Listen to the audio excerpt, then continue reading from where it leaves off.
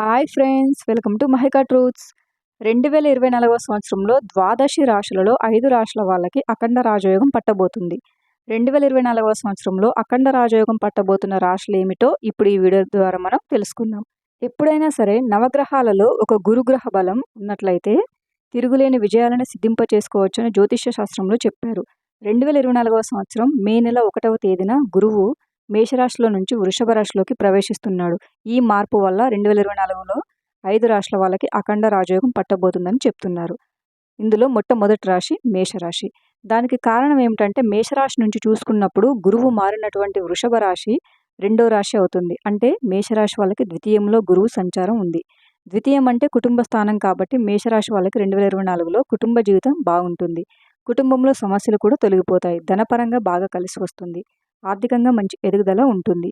మీ మాటకు విలువ, గౌరవం పెరుగుతుంది. కాబట్టి వాక్కు పరంగా, ధనపరంగా, కుటుంబ జీవితం పరంగా మేషరాశి వారికి 2024 సంవత్సరంలో గురువు సంచారంలో మార్పు వలన అద్భుతమైనటువంటి రాజయోగం కలుగుతుందని చెప్తున్నారు.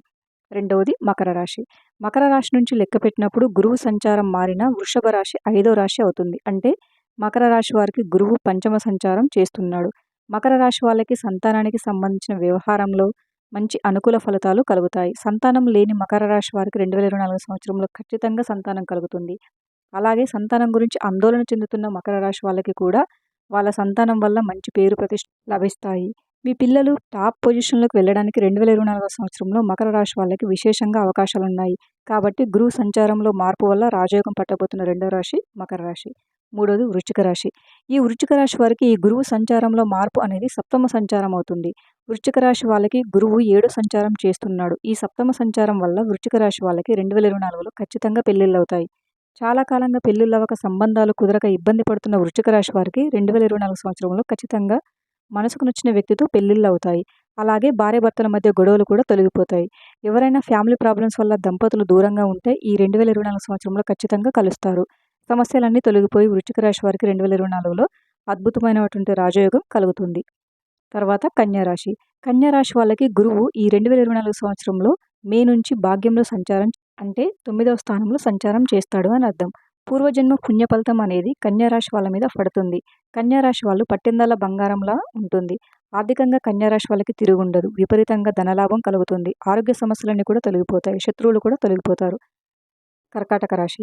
కర్కాటక రాశి వారికి గురువు ఈ 2024 సంవత్సరంలో మే నుంచి లాభస్థానంలో సంచారం చేస్తున్నాడు. మట్టి పట్టుకున్న కూడా బంగారం అనేటటువంటి స్థానం 11వ స్థానం. కాబట్టి ఆర్థికంగా కర్కాటక రాశి వారికి ఈ 2024 సంవత్సరంలో తిరుగనేది ఉండదు. ఒక్కసారిగా జీవితంలో ఉన్నత స్థాయికి ఎదిగిపోతారు. డబ్బు పరంగా విపరీతంగా కలిసి వస్తుంది. వృత్తిపరంగా ఉన్నత స్థాయికి ఎదుగుతారు. మీరు ఏ రంగంలో ఉన్నా మీరే నెంబర్ 1గా చక్రం తిప్పుతారు. ఆకస్మిక ధనప్రాప్తి యోగం కూడా కలుగుతుంది. అంటే తిరుగులేని విధంగా కర్కాటక రాశి వాళ్ళు 2024 సంవత్సరంలో గురుబలం వల్ల అఖండ రాజయోగాన్ని సిద్ధింప చేసుకుంటారని చెప్పడంలో ఏమాత్రం సందేహం లేదు.